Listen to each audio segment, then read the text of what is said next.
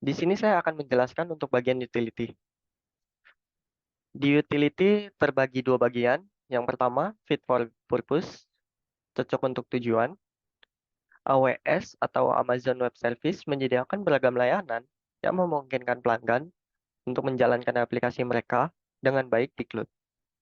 Misalnya, AWS EC2 atau Elastic Compute Cloud adalah layanan komputasi yang memungkinkan pelanggan untuk menjalankan aplikasi di berbagai lingkungan.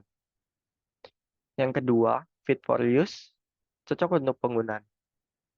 AWS menyediakan berbagai fitur dan konfigurasi yang dapat disesuaikan dengan kebutuhan pelanggan, sehingga mereka dapat memilih dan menggunakan layanan sesuai kebutuhan mereka.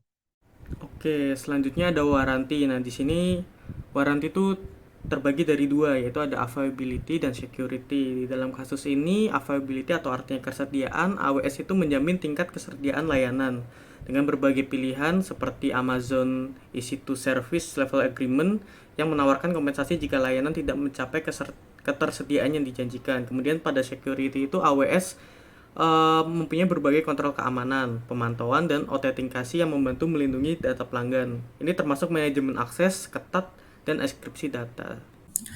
Oke, kita akan masuk ke dalam 4 dimensi dalam service management dari layanan AWS itu sendiri. Di dalam dimensi pertama itu ada di strategi layanan atau bisa disebut sebagai service strategy, di mana AWS itu mengembangkan strategi layanan yang mencakup pemilihan dan juga penentuan harga layanan, serta memahami kebutuhan pelanggan. Lalu di dimensi kedua itu ada service design, yang dimana AWS itu merancang layanan sesuai dengan kebutuhan pelanggannya dan juga merancang arsitektur yang handal. Lalu untuk dimensi ketiga ada di service transition atau transisi layanan, di mana AWS itu mengelola perubahan dan pengenalan layanan baru dalam lingkungan produksi dengan minimal gangguan. Jadi di transisi ini di mana bagaimana caranya AWS itu mengubah layanannya tersebut tetapi dengan gangguan sekecil mungkin. Lalu untuk di dimensi keempat ada di service operation. Nah, di mana di AWS ini itu mengelola operasi layanan secara efisien dan juga tetap menjaga kualitas serta ketersediaan layanan bagi para customer-nya. Baik, saya akan menjelaskan mengenai PESTEL, yaitu adalah faktor eksternal yang akan mempengaruhi penyediaan layanan.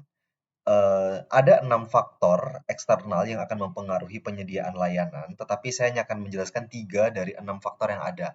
Yakni yang pertama adalah political factor atau faktor politik.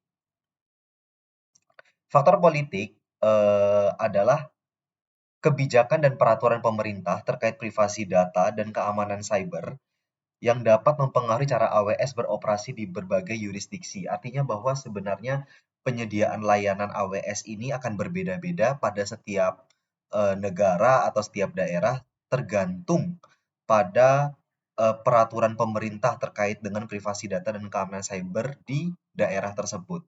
Lalu yang kedua ada economic factor atau faktor ekonomi, yaitu adalah fluktuasi mata uang atau perubahan tarif perdagangan dan situasi ekonomi global yang bisa saja berubah-ubah, yang dapat mempengaruhi biaya dan penawaran layanan dari AWS itu.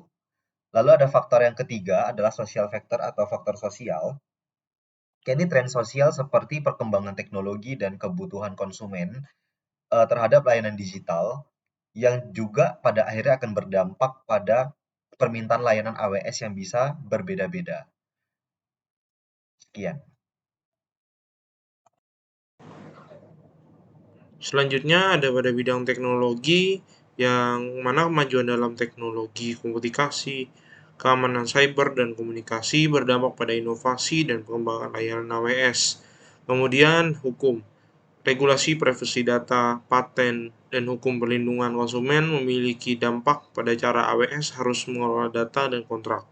Kemudian lingkungan, kesadaran lingkungan dan permintaan untuk layanan yang lebih ramah lingkungan dapat mempengaruhi perkembangan dan strategi dari AWS.